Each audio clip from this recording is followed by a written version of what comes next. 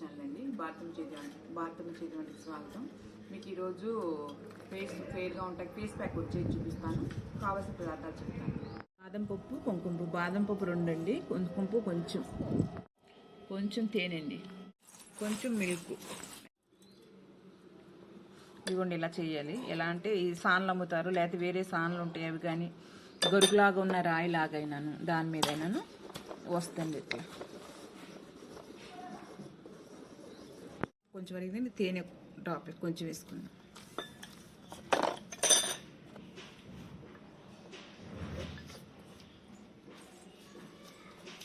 కుంకుమ పువ్వు